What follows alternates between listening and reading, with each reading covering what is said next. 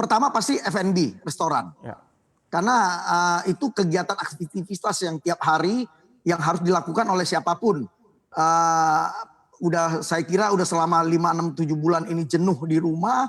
Mereka mulai kalau udah dilonggarkan lagi mereka pasti akan kumpul-kumpul.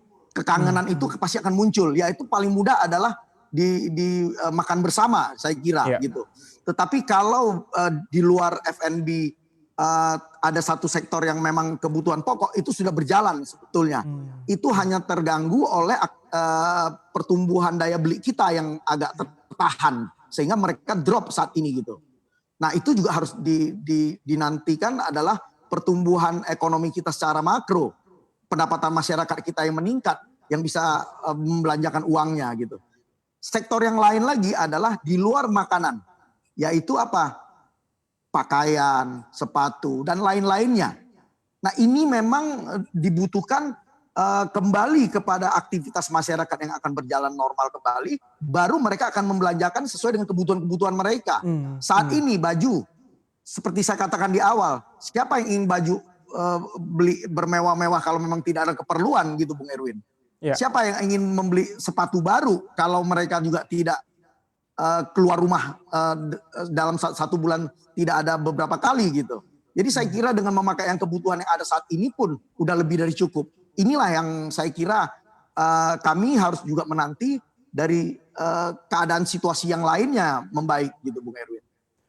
Paling cepat membaik F&B dan juga resto, kemudian yang sudah berjalan cuma ada pengurangan saja sedikit adalah supermarket. Nah yang paling lagging atau tertinggal ini ada fashion store, kemudian bioskop dan sebagainya. Untuk sektor yang paling tertinggal dan sepertinya bangkitnya agak lama, apakah ada juga data yang masuk ke Hipindo, jumlah efisiensi yang sudah mereka lakukan dari sisi layoff dan sebagainya? Apa Pak efisiensi yang sudah mereka lakukan untuk sektor yang paling lagging ini?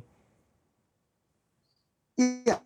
Pasti yang terakhir tadi saya belum sampaikan adalah yang kelompok yang betul-betul pure jasa ya seperti bioskop, hiburan keluarga yang seperti karaoke dan mainan anak-anak. Sampai detik ini mereka boleh dikatakan hampir nol pendapatan dari wilayah-wilayah tertentu gitu. Jadi mau tidak mau saya kira juga ini juga permasalahan tersendiri untuk aktivitas mereka untuk pulih gitu. Nah kalau ditanya bagaimana kita melakukan efisiensi, saat ini dengan perjalanan hampir 7 bulan kita tertahan karena memang aktivitas kita dibatasin, ada beberapa yang sektor sudah melakukan penutupan saya kira tidak kurang dari 20-30% untuk outlet-outlet mereka yang tidak menjanjikan. Untuk apa? Untuk dilakukan efisiensi yang jika di kemudian hari jika mereka kembali ke normal mereka bisa bergerak aktif kembali gitu survive-nya gitu Bung Erwin. Karena kenapa? Ini menyangkut kesehatan perusahaan secara keseluruhan. Kalau itu tidak dilakukan saya kira bukan hanya outletnya tetapi perusahaan yang terkena masalah. Saya kira yang bisa dilakukan kita hanya itu. Karena bantuan-bantuan yang kita harapkan agar kita bisa bertahan untuk tidak menutup outlet itu tidak bisa yang beberapa skim-skim yang diberikan insentif yang diberikan oleh pemerintah Bung Erwin.